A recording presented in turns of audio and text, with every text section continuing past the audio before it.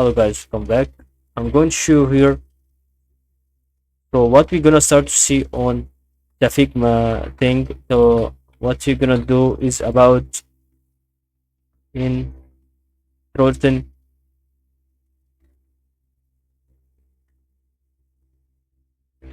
uh, on everything that throw that situation. First of all, what you're gonna do, change leading line height. So leading line height is ready to select the color text over here. Then start to type ABC. Now we can start to increase in font, so make it better. And here we are. As you can understand, we can start to custom value of 124 pixels, which is really to be about this kind of opacity. And this doesn't consider. So I think letter spacing is really like this. Line height, okay, 24 pixels. Where is pixels? Thing is really like 24, and this will be like line height, and that is all about, guys. To adjust space between lines looks like panel set.